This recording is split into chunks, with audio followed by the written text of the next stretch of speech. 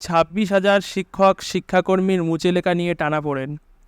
কি বলতে চাইছে বন্ধুরা, দেখুন, শীর্ষ আদালতের নির্দেশে মুচলেকা জমা দিতে হবে তাদের, কিন্তু কে নেবে এই মুচলেকা এ বিষয়ে শিক্ষা দপ্তরের তরফ থেকেও কোনো বিজ্ঞপ্তি প্রকাশ করা হয়নি। বিভ্রান্তিতে স্কুলের প্রধান শিক্ষকরা।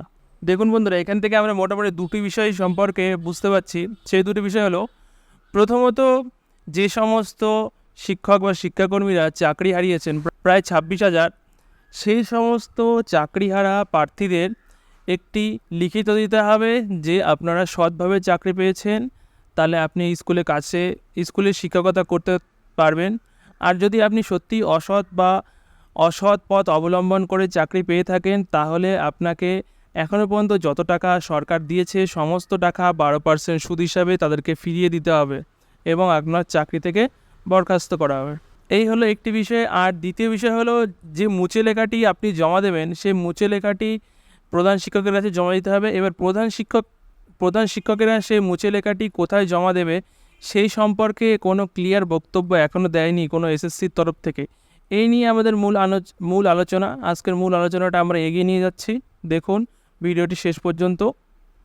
লোকসভা নির্বাচনের ভোট পর্ব মিটতেই রাজ্য খুলে যাচ্ছে সরকারি স্কুল। 25,773 জন শিক্ষক শিক্ষাকর্মীর চাকরি বাতিলের নির্দেশে সুপ্রিম কোর্টে অন্তর্বর্তী স্থগিতাদেশ দেওয়ার পর সেই সমস্ত শিক্ষকরাও কাজে যোগ দিতে চলেছে ছুটির পরে।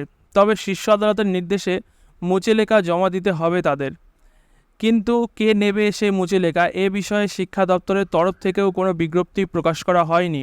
ফলে বিভ্রান্তিতে স্কুলের প্রধান শিক্ষকরা। 2016 সালের শিক্ষক নিয়োগের প্যানেল বাতিল ঘোষণা করেছিল কলকাতা হাইকোর্ট। সেই রায়কে চ্যালেঞ্জ করে শীর্ষ আদালতের দ্বারস্থ হন রাজ্য এবং ভুক্তভোগী শিক্ষকদের বেশ কয়েকটি মঞ্চ। তারপরে শিক্ষক ও শিক্ষাকর্মীদের চাকরি বাতিলের নির্দেশে অন্তর্বর্তী স্থগিতাদেশ সুপ্রিম কোর্ট।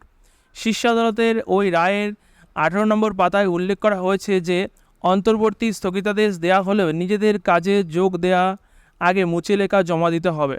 সরকারের সকলের উদ্দেশ্যে বাংলা ও ইংরেজি মাধ্যমের বিজ্ঞপ্তি দিয়ে এই বিষয়টি প্রকাশ্যে জানাবেন।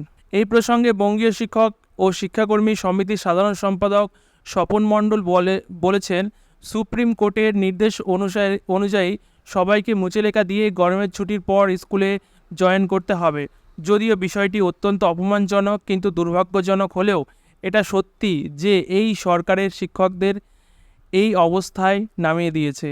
তবে যারা দুর্নীতির মাধ্যমে নিযুক্ত হয়েছেন তারা মুচলেখা দেওয়ার ঝুঁকি নেবেন বলে মনে হয় না, কারণ তাদের চাকরি একদিন বাতিল হবে। তবে প্রধান শিক্ষকরা শিক্ষা দপ্তরের নির্দেশ না পেলে আগ বাড়িয়ে মুচলেখা নেবেন না। শিক্ষা দপ্তরের নির্দেশ অনুযায়ী তারা কাজ করবেন। সরকারের ঘর থেকে যে বেতনের অনুমোদন হয়ে আসে তা আসে জেলা বিদ্যালয় পরিদর্শক বা ডিআইয়ের কাছে। সেখান থেকে শিক্ষক শিক্ষাকর্মীদের মধ্যে বেতন বন্টন করা হয়ে থাকে। আদালতের নির্দেশের পর ভোটের আবহে কে এই বিজ্ঞপ্তি দেবে তা নিয়ে তৈরি হয়েছে চাপানোত্তর। এক জেলার আধিকারিকদের বক্তব্য, শিক্ষা দপ্তরের কাছ থেকে এ বিষয়ে তাদের কাছে কোনো নোটিশ আসেনি। এমনকি শীর্ষ আদালতের রায়ের বিষয়টিও তাদের স্পষ্টভাবে জানা নেই। নির্দেশ পাওয়া মাত্র আদালতের কথা মতো তারা কাজ করবে। আবার একই প্রশ্নের বিকাশ ভবনের এক আধিকারিক জানান, শিক্ষা দপ্তরের আইন বিভাগ পুরো বিষয়টি দেখছেন। তার প্রধান শিক্ষক এবং ডিআইয়ের সঙ্গে যোগাযোগ করেছেন, দ্রুত সব বিষয়ে প্রকাশ্যে আসবে। নির্বাচন চলাকালীন সরকারের ধীরে ধীরে চলন নীতির ফলে বিভ্রান্তিতে প্রধান শিক্ষকেরাও।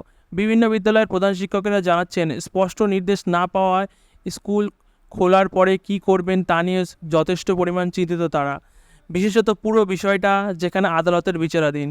যাদবপুর বিশ্ববিদ্যালয়ের প্রধান শিক্ষক পার্থপ্রতিম বৈদ্য বলেন, আমরা এখনও এই বিষয়টি নিয়ে পুরোপুরি অন্ধকারে। শিক্ষা দপ্তর বা ডিআইয়ের তরফ থেকে এ বিষয়ে এখনও পর্যন্ত কোনো নির্দেশ আসেনি। সুপ্রিম কোর্টের নির্দেশে স্পষ্ট উল্লেখ করা হয়েছে, যতদিন পর্যন্ত মামলার বিচারাধীন রয়েছে ততদিন পর্যন্ত কোনো বেতন ফেরত দিতে হবে না এবং সকলে নিজের চাকরিতে যোগ দিতে পারবেন।